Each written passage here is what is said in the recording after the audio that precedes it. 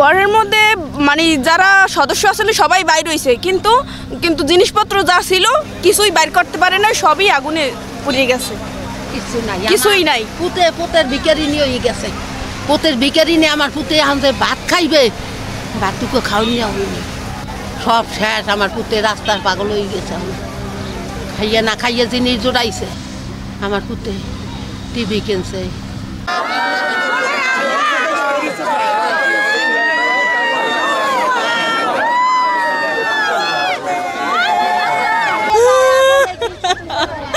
আমার সব শেষ করে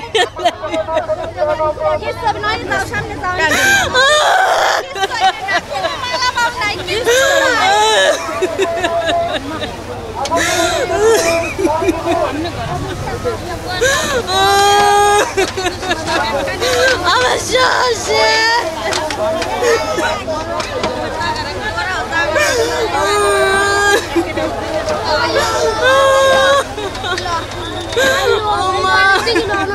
পিছন দেয় আগুন জ্বলে, এইবার নামে দেয় আগুন জ্বলে, আর কিছু হারাইতে নেই।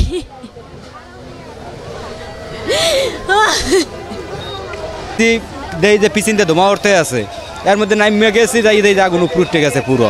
এই আগুন পিছনে বাড়াটি করা ছিল, এই ঘরে ঘরে নিয়ে লাগছে, এই এর মধ্যে দিয়ে সব চলে গেছে। এই আমার কিছু হারাইতেরই নেই, এই না কিছু নামাইতে পারি নেই, কিছুই নামাইতে পারি নেই।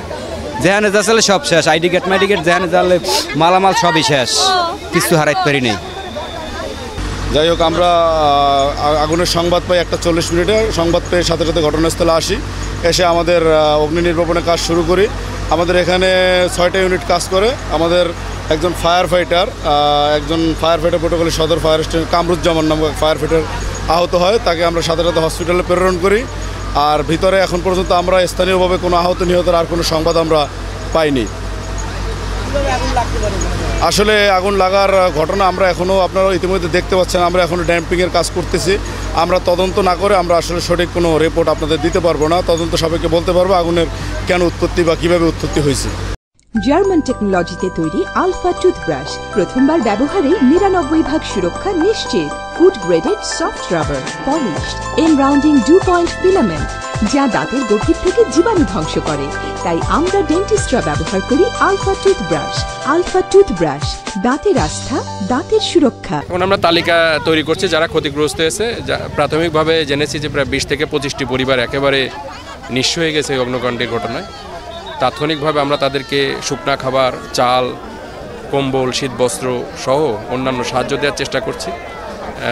তালিকা প্রণয়ন হলে আমরা সরকারি যে বিধিবিধান, সেই আর্থিক সাহায্য তাদেরকে তাৎক্ষণিকভাবে দেওয়া হবে। এরপর পরবর্তীতে তাদের পুনর্বাসনের জন্য আমরা সরকারের সাথে যোগাযোগ করে সেটি প্রাপ্তি সাপেক্ষে তাদের পুনর্বাসনের ব্যবস্থা করা হবে।